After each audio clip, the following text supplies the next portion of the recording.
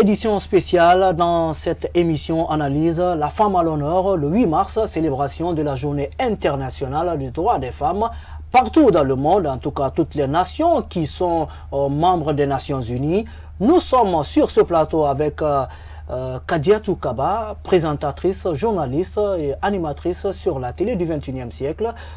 Elle est avec nous, on parle de femmes. Aujourd'hui, quand vous regardez un peu le secteur du sport, on a fait, disons, on a ouvert un focus pour les femmes dans l'édition de la soirée, justement faire une comparaison entre, en tout cas faire un crochet sur la femme dans le monde sportif. On se rend compte aujourd'hui qu'il y a des femmes qui sont des responsables dans le domaine sportif. Il y a même la troisième personnalité du secteur footballistique, en tout cas sur la scène internationale. C'est une femme, une africaine. Ici en Guinée, on a vu cette année une jeune Guinéenne qui s'est démarquée lors des Jeux Olympiques au tir à l'arc, et une petite fille en tout cas qui s'est aussi démarquée lors du premier championnat, disons de la deuxième édition du championnat de Rolex, je vais parler du patinage. Beaucoup de femmes se démarquent dans le domaine sportif. Pour vous aujourd'hui, est-ce que femmes et sport riment? Ça rime bien sûr. Si homme et sport riment, pourquoi femme et sport ne rimeraient pas?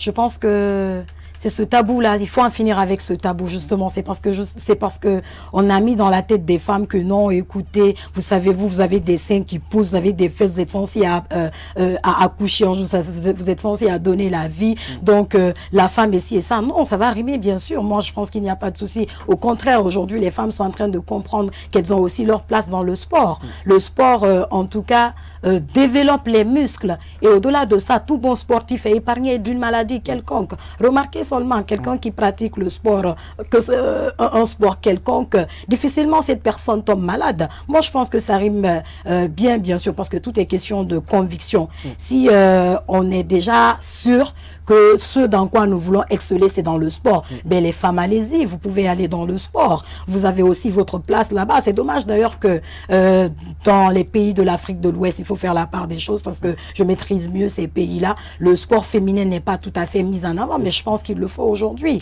Elles peuvent... Oui. Alors d'un autre côté, je reviens dans un autre domaine. Je veux parler de culture. Pour vous, c'est quoi la culture aujourd'hui? Ah ouais, la culture... Ça se limite à quoi? Quels sont les points qu'il faut toucher dans le secteur culturel? Parce que je vais vous ramener vers un secteur tout de suite dans cette émission.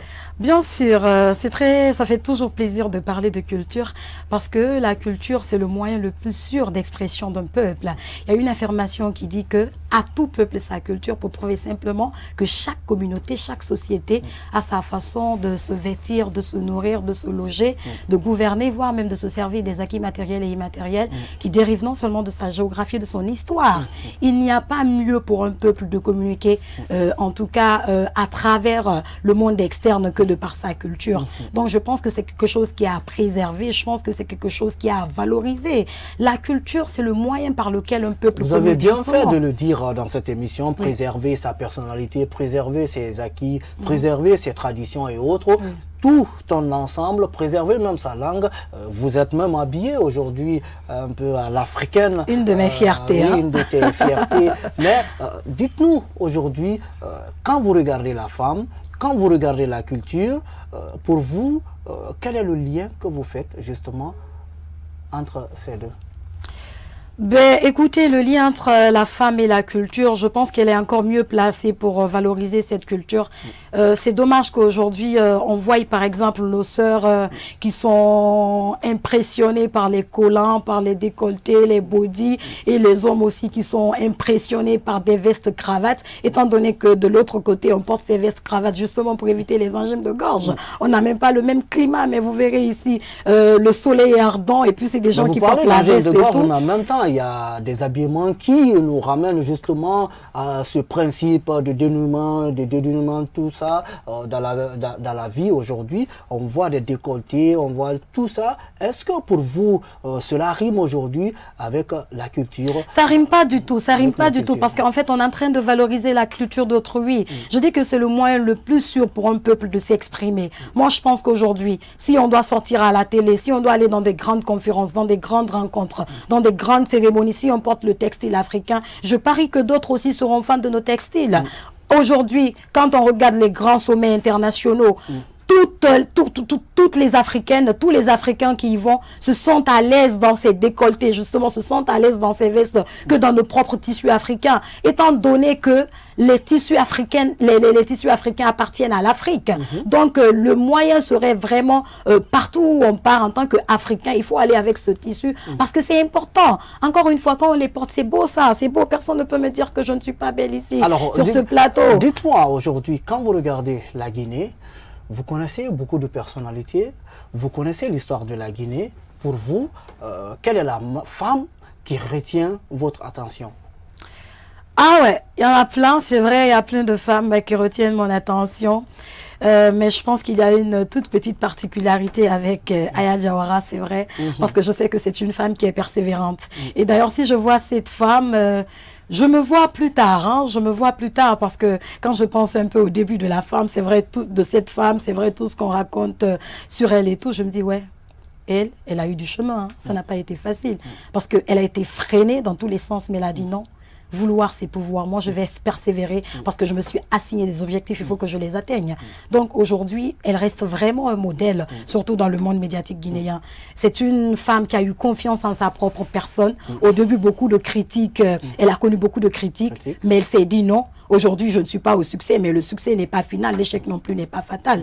Par contre, quand on échoue, c'est une certaine leçon. On doit faire une certaine prise de conscience de chaque échec que nous vivons. Et après, de ces échecs-là, on pourra mieux se construire.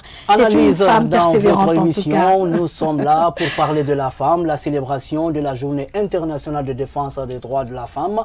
Ici même sur la télé du 21e siècle, vous êtes dans votre émission Analyse. Elle m'accompagne, Kadiatou Kaba. Nous changeons toujours de chapitre, mais nous restons toujours avec la femme parce qu'aujourd'hui, elles sont à l'honneur. Et pour vous aujourd'hui, quelle doit être la réaction, le comportement des femmes pour vraiment s'émanciper de mieux? Parce que même si on parle d'équité, le chemin en tout cas semble encore long en termes d'atteinte de l'équité. Non, justement, moi, d'ailleurs, les femmes qui se battent pour équité, égalité, moi, je dis qu'elles perdent leur temps. Pourquoi vouloir l'équité à partir du moment où on peut faire mieux que les hommes? Les femmes, s'il vous plaît, arrêtez un peu, laissez cette histoire d'équité-là. Vous pouvez faire mieux que ces hommes-là. Moi, je pense qu'il vous manque simplement la volonté, la détermination, le courage, la bravoure, la persévérance. Les femmes, formez-vous. Si vous vous formez-vous, mais vous allez voir que vous pouvez mieux faire que les hommes. Cette histoire d'équité-là, moi, je rentre même pas dans le débat parce que je me dis que les femmes qui passent leur vie à parler d'équité et tout, elles sont encore loin de ce qu'elles veulent. Celles qui veulent là, elles oublient cette histoire d'équité, elles oublient tout ce qui est propagande, elles se forment, elles se frayent un chemin et vous verrez que c'est elles qui arrivent au sommet toujours. Aujourd'hui, moi, je suis très fière de la mairesse de Matam parce que c'est une femme qui a dit, bah, je vais pas regarder les autres femmes. C'est pas parce que les autres n'ont pas osé que je ne vais pas. Elle est partie indépendante. Elle a eu confiance en soi-même. Et aujourd'hui, ça paye parce qu'elle est la mairesse de Kaloum. Ça, c'est salutaire. C'est une femme qui a eu confiance en sa propre personne. Alors justement, vous faites bien d'en parler. Quel regard vous avez aujourd'hui sur les femmes qui sont dans les partis politiques? Parce que souvent, on a l'impression que les femmes sont recasées à la place justement d'animatrices de ces formations politiques. Mais c'est osé de leur part. C'est ces femmes-là qui ont compris en fait qu'elles peuvent mieux faire d'ailleurs que les hommes. Moi, je pense que c'est ces femmes-là qui ont accepté de se former, c'est ces femmes-là qui ont accepté de se renseigner, c'est ces femmes-là qui ont compris en fait que dans la vie, des fois, il faut sortir de la propagande. C'est vrai qu'on a beaucoup de mouvements aujourd'hui, on a beaucoup de femmes qui se disent, bah écoutez, on est modèle, mais en quoi vous êtes modèle? Moi, si je regarde toujours la mairesse de Kaloum et tout, c'est une femme qui n'aime pas trop de bruit, honnêtement. C'est juste pendant les périodes de campagne que je l'ai connue véritablement, bien qu'étant, bien sûr, elle a été un temps quand même, voilà, la princesse entre griffes en Guinée et tout. Mais qu'à cela ne tienne, c'est quelqu'un au-delà de ça, elle aime quand même avancer dans l'ombre. Mais aujourd'hui, ça a payé parce que justement, d'une part, elle a travaillé aussi la tête, elle a travaillé sur des stratégies, c'est important. Aujourd'hui, il faut avoir de très belles initiatives, il faut approcher les bonnes personnes, il faut se fixer des objectifs encore une fois. Moi, je dis que partout où l'homme peut réussir, la femme peut réussir. Donc, ça sert à rien pour les femmes, encore une fois, de se battre pour l'équité. Mesdames, vous pouvez faire mieux que ces hommes. Quel message pour les femmes et surtout à l'occasion de cette fête des femmes? Aujourd'hui étant en tout cas la journée internationale des droits de la femme, je demande à ces femmes-là de travailler. Je demande à ces femmes de laisser l'argent facile. L'argent facile ne sert à rien du tout, mesdames. Vous représentez assez pour votre pays. Vous représentez assez pour votre nation. Travaillez, travaillez, travaillez. Formez-vous. Car dans la formation, vous-même, vous allez voir que vous pouvez faire autant que les hommes. Voilà, très bonne fête à toutes ces femmes du monde entier, particulièrement à celles guinéennes. Nous reformons porte-rideau, bien sûr, de cette émission, mesdames et messieurs. Merci à Kadet Kaba d'être passé dans cette émission. Merci à vous aussi. Je fais un coucou à ma maman chérie. Allez, au revoir à tous. Merci, on se retrouve pour la semaine prochaine pour un autre numéro. Allez, au revoir.